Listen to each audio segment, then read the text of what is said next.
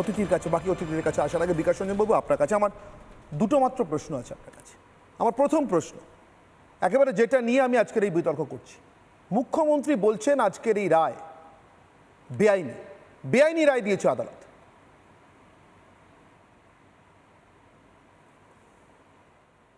CM বলতেই পারেন, উনি তো আইনের একজন ভীষণ প্রজ্ঞাজনক ব্যক্তি, উনি বেআইনি বলতেই পারেন। বিকাশ রঞ্জন বাবু আমার দ্বিতীয় প্রশ্ন, মমতা বন্দ্যোপাধ্যায় বলছেন সরকার শিক্ষকদের পাশে আছে, মানে যারা বেআইনিভাবে চাকরি পেয়েছিলেন, ভুয়ো চাকরি পেয়েছিলেন, অনেকের চাকরির পরীক্ষা পর্যন্ত না দিয়ে চাকরি পেয়েছিলেন, সরকার তাদের পাশে আছে। বলতেই হবে, কেন উনি সরকারের পক্ষ থেকে বেআইনি নিয়োগকে উনি নিয়ন্ত্রিত করেছেন, বেআইনি নিয়োগ পরিচালনা করেছেন, টাকা নিয়ে চাকরি দিয়েছেন, তৃণমূলের তহবিল বাড়িয়েছেন। এখন যদি উনি বলেন যে উনি এই চাকরি প্রার্থীদের পাশে নেই, তাহলে পিঠের চামড়া উঠে যাবে তো। কেন যারা চাকরিচ্যুত হলেন তারা তো চাকরিচ্যুত হলেন মমতার কৃতিত্বেই, তারা কি ছেড়ে দেবেন নাকি? সেই জন্যই তাকে বলতেই হবে তিনি দুর্নীতিবাজদের পাশে আছেন, এটা খুব স্বাভাবিক কথা। বিকাশ রঞ্জন বাবু আমার তৃতীয় প্রশ্ন, আমি আরেকটি প্রশ্ন করবো আপনাকে। 2016-তে নিয়োগ, আদালতের নির্দেশে চাকরি বাতিল, আবার নতুন করে যদি নিয়োগ হয় 2016-তে চাকরি প্রার্থীদের বয়সের দিক সেটা কি তবে বিবেচিত হবে, মানে যদি আবার নতুন করে তারা চাকরির জন্য বিবেচিত হন? এটা দেখবেন, সওয়ালের সময় আমি পরিষ্কার করে বলেছিলাম যে সেই সময়ে যারা প্রার্থী ছিলেন তাদের নিয়েই নিয়োগ প্রক্রিয়া অ্যাফ্রেশ করতে হবে, কিন্তু বয়স কোনো বাধা না। কেন তাদের বয়সটা তারা নিজেরা নষ্ট করেননি, এই বয়সটা নষ্ট হয়েছে সরকারি দুষ্কর্মের জন্য। সেই জন্যই যখন আবার নতুন করে প্রক্রিয়া চালু হবে তখন তাদেরই সুযোগ দিতে হবে, নতুন কোনো লোককে দরখাস্ত আহ্বান করা যাবে না। এটা খুব পরিষ্কার, এ নিয়ে কোনো দ্বন্দ্বের ব্যাপার নেই, এ নিয়ে কোনো ভুল বোঝাবুঝির জায়গা নেই। অর্থাৎ যারা পরীক্ষা দিয়েছিলেন এবং যাদের চাকরি গেল তাদের মধ্যে যোগ্য যদি কেউ থেকে থাকেন তাহলে অবশ্যই শুধুমাত্র বয়সের জন্য তিনি বঞ্চিত হবেন না, এটা একটা আসার কথা। আমি সর্বশেষ প্রশ্ন করবো আপনার কাছে, টাকা ফেরতের একটা নির্দেশ আদালত আজকে দিয়েছে, এই টাকা কারা ফেরত দেবে আর কিভাবে ফেরত দেবে, কাকেই বা ফেরত দেবে, নিয়মটা কি যদি একটু স্পষ্ট করেন আমাদের কাছে?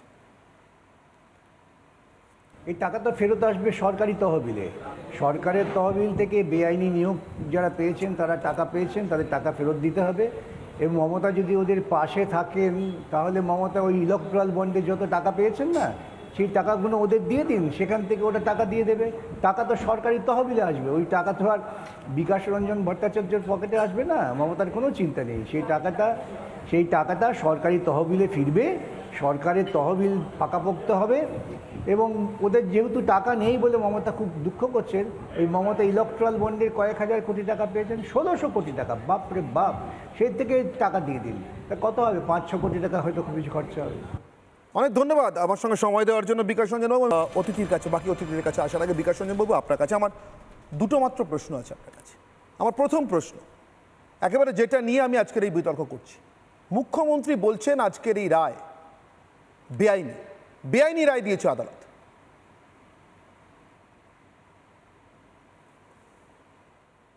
সিএম বলতেই পারেন, উনি তো আইনের একজন ভীষণ প্রজ্ঞাজনক ব্যক্তি, উনি বেআইনি বলতেই পারেন।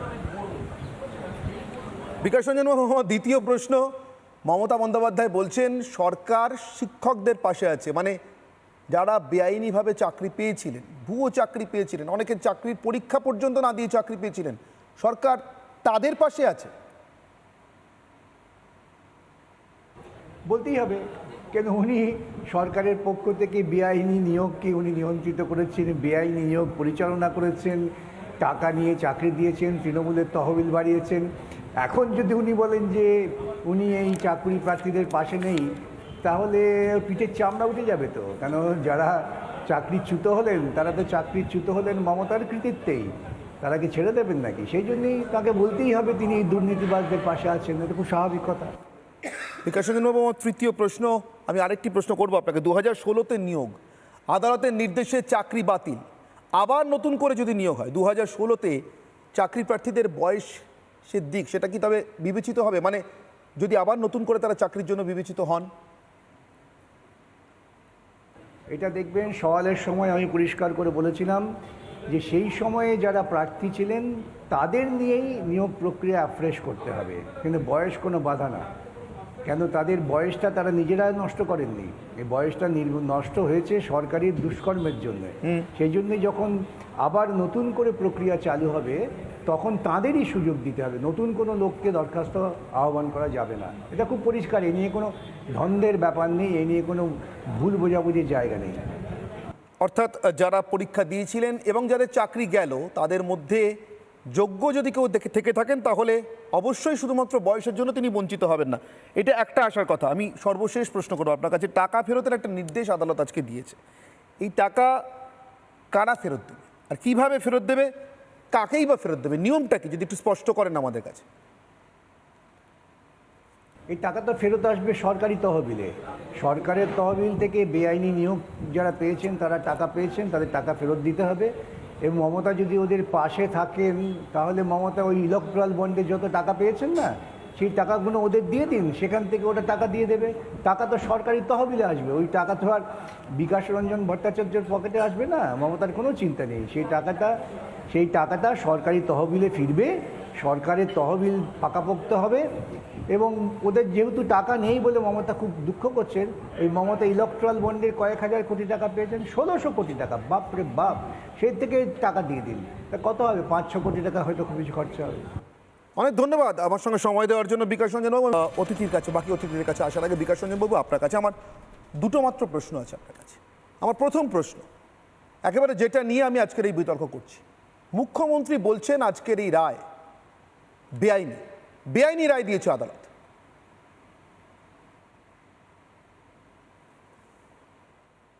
সিএম বলতেই পারেন, উনি তো আইনের একজন ভীষণ প্রজ্ঞাজনক ব্যক্তি, উনি বেআইনি বলতেই পারেন। বিকাশ রঞ্জন বাবু, আমার দ্বিতীয় প্রশ্ন, মমতা বন্দ্যোপাধ্যায় বলছেন সরকার শিক্ষকদের পাশে আছে, মানে যারা বেআইনিভাবে চাকরি পেয়েছিলেন, ভুয়ো চাকরি পেয়েছিলেন, অনেকের চাকরির পরীক্ষা পর্যন্ত না দিয়ে চাকরি পেয়েছিলেন, সরকার তাদের পাশে আছে। বলতেই হবে, কেন উনি সরকারের পক্ষ থেকে বেআইনি নিয়োগকে উনি নিয়ন্ত্রিত করেছেন, বেআইনি নিয়োগ পরিচালনা করেছেন, টাকা নিয়ে চাকরি দিয়েছেন, তৃণমূলের তহবিল বাড়িয়েছেন।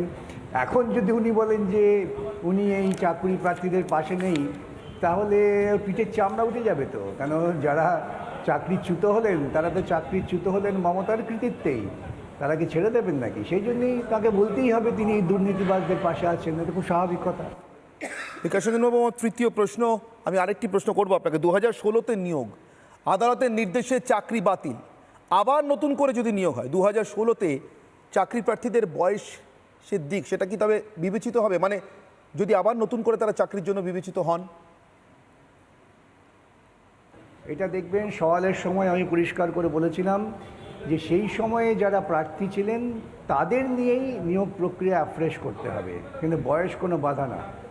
কেন তাদের বয়সটা তারা নিজেরা নষ্ট করেননি, এই বয়সটা নষ্ট হয়েছে সরকারি দুষ্কর্মের জন্য। সেই জন্যই যখন আবার নতুন করে প্রক্রিয়া চালু হবে তখন তাদেরই সুযোগ দিতে হবে, নতুন কোনো লোককে দরখাস্ত আহ্বান করা যাবে না। এটা খুব পরিষ্কার, এ নিয়ে কোনো দ্বন্দ্বের ব্যাপার নেই, এ নিয়ে কোনো ভুল বোঝাবুঝির জায়গা নেই।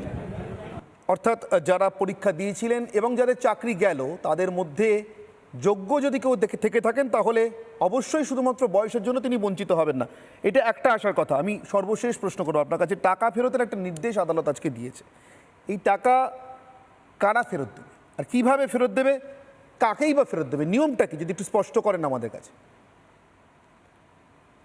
এই টাকা তো ফেরত আসবে সরকারি তহবিলে, সরকারের তহবিল থেকে বেআইনি নিয়োগ যারা পেয়েছেন তারা টাকা পেয়েছেন, তাদের টাকা ফেরত দিতে হবে।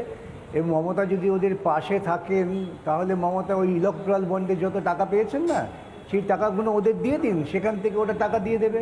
টাকা তো সরকারি তহবিলে আসবে, ওই টাকা তো আর বিকাশ রঞ্জন ভট্টাচার্যের পকেটে আসবে না, মমতার কোনো চিন্তা নেই। সেই টাকাটা সরকারি তহবিলে ফিরবে, সরকারের তহবিল পাকাপোক্ত হবে। এবং ওদের যেহেতু টাকা নেই বলে মমতা খুব দুঃখ করছেন, এই মমতা ইলেকট্রাল বন্ডের কয়েক হাজার কোটি টাকা পেয়েছেন, 1600 কোটি টাকা, বাপরে বাপ, সেই থেকে টাকা দিয়ে দিন, তা কত হবে, 5-6 কোটি টাকা হয়তো খুব বেশি খরচা হবে। অনেক ধন্যবাদ আমার সঙ্গে সময় দেওয়ার জন্য বিকাশ রঞ্জন বাবু।